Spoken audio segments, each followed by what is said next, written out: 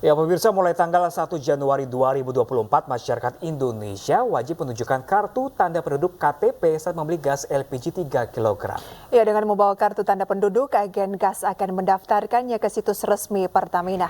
Per 1 Januari tahun depan, pemerintah melalui Kementerian Energi dan Sumber Daya Mineral atau ESDM menegaskan pembelian LPG 3 kg wajib menggunakan kartu tanda penduduk atau KTP. Artinya hanya masyarakat berdata yang boleh membeli gas subsidi tersebut. Peraturan ini merujuk pada peraturan Presiden di mana tabung gas LPG 3 kg hanya dimaksudkan untuk rumah tangga dan usaha mikro, nelayan, dan petani agar tepat sasaran. Oleh karena itu masyarakat segera lakukan registrasi di pangkalan resmi yang telah dibuka sejak 1 Maret 2023.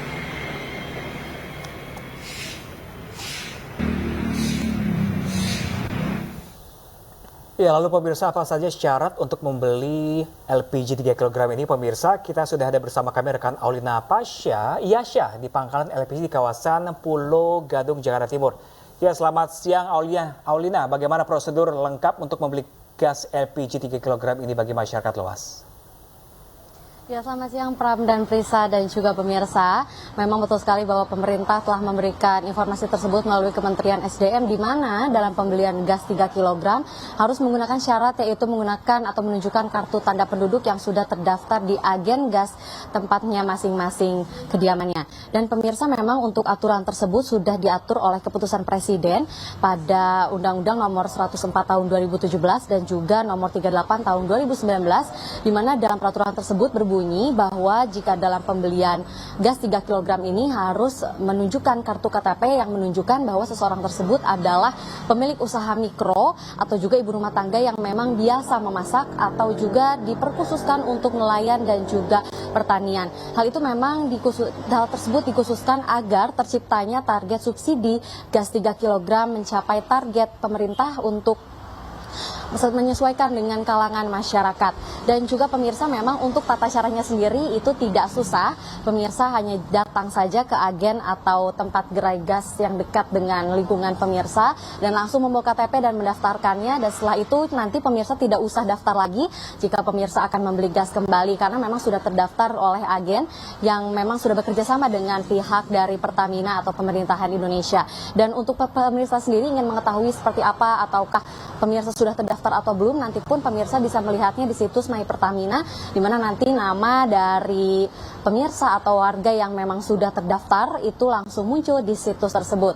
Dan memang tapi sampai saat ini untuk pembelian dari gas 3 kg sendiri itu belum ada pemberhentian atau penyekatan, memang walaupun memang aturan tersebut harus sudah diatur per tanggal 1 Januari 2024 nanti pemirsa, namun sampai saat ini pembelian gas masih diperbolehkan, belum ada berhentikan maksud saya, karena belum ada diberhentikan karena memang gas-gas tersebut juga masih dalam proses jual beli yang seperti biasa berlaku. Seperti itu Prisa dan juga Pram. Baik, terima kasih rekan Aulina atas informasinya, selamat bertugas kembali.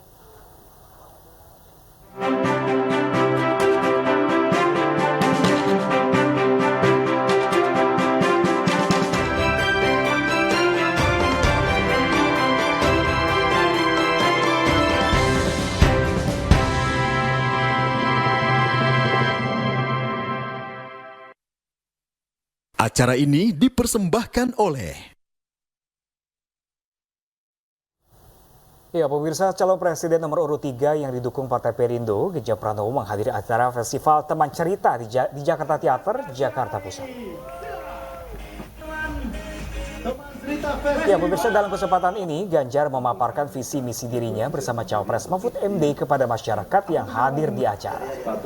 Dalam acara ini Ganjar juga sempat di-roasting oleh para stand-up komedi yang hadir terkait sejumlah kebijakan yang akan dilakukannya apabila terpilih sebagai presiden pada tahun 2024. Selain itu, Cawapres nomor urut 3 Mahfud MD juga sempat dipuji oleh stand-up komedi lantaran memiliki prestasi dan langkah-langkah penegakan hukum yang baik.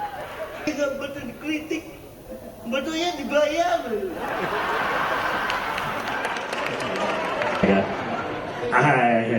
Saudara Sementara putra Capres nomor urut 3 Ganjar Pranowo, Alam, merosting ayahnya di acara festival Teman Cerita di Jakarta Teater, Jakarta Pusat.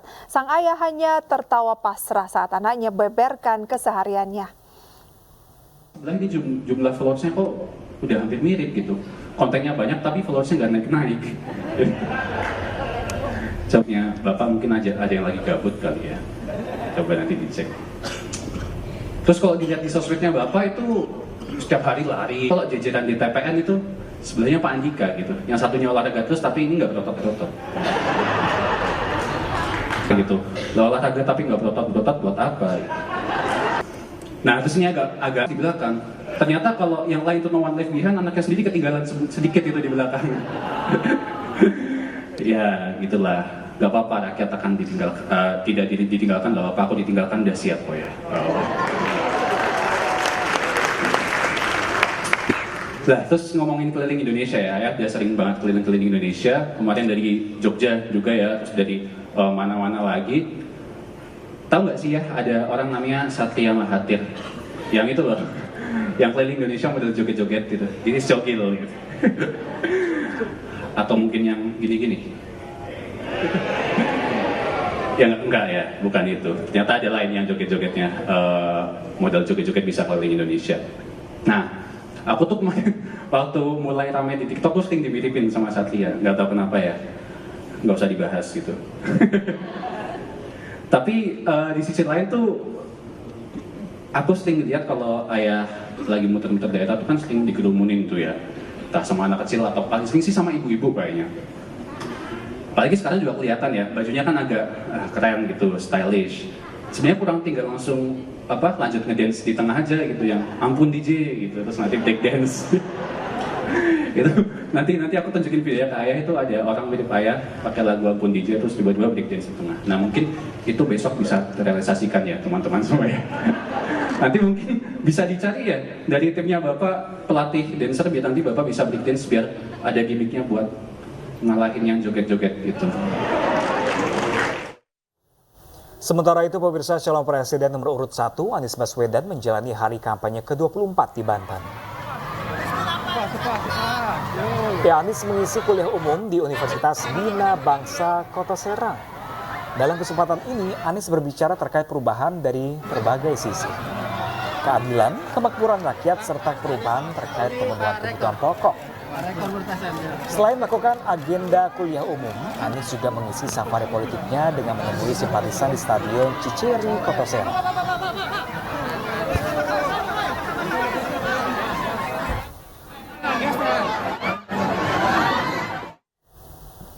Kita ke Komisi Pemilihan Umum, pastikan format debat Cawapres tidak berbeda dengan debat Capres.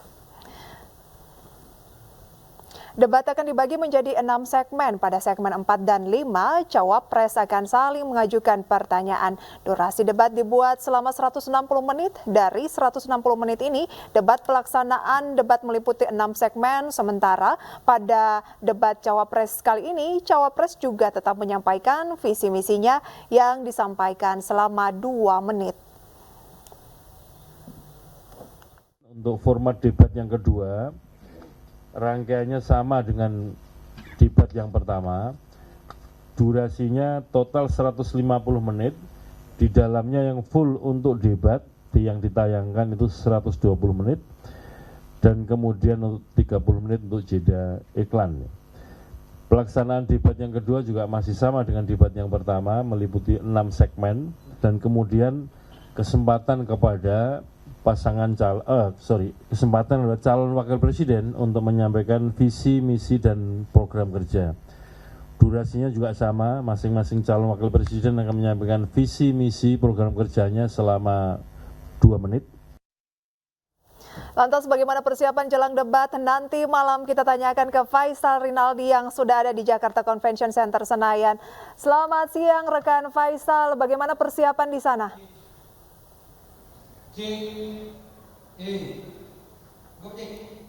Ya Faisal.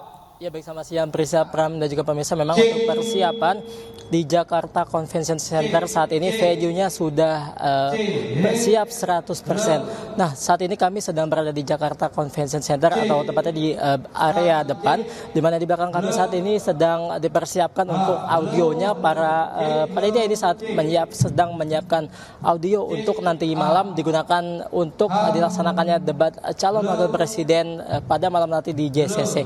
Sementara itu Prisa, Pram, dan juga pemirsa, dapat kami sampaikan pula bahwa pada nanti malam sekitar pukul 7 malam akan dilaksanakan debat calon wakil presiden, yakni menghadirkan Muhaimin Iskandar, kemudian Gibran Rakabuming Raka, dan juga Mahfud MD.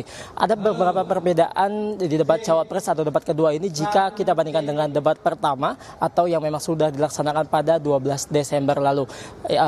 Perbedaannya adalah di lokasi, kemudian juga tema, dan juga ada podium nantinya yang akan digunakan ketika menyampaikan visi misi serta program kerjanya.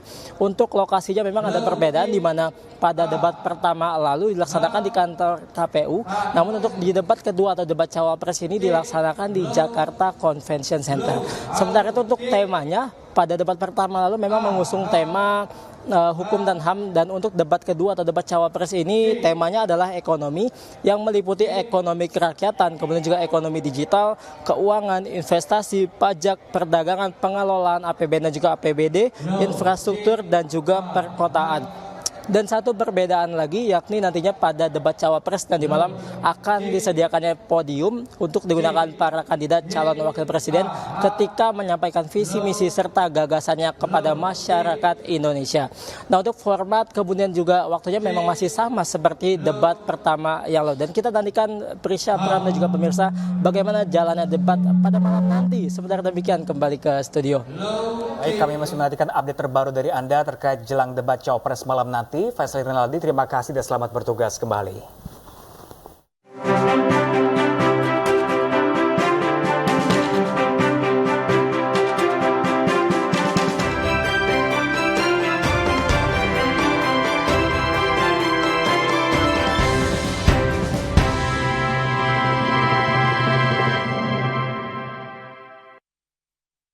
Acara ini dipersembahkan oleh Ya, pemirsa, serangan pesawat tak berawak memaksa warga Rafah berlarian. Selengkapnya saat lagi, tetaplah di iNews Siang.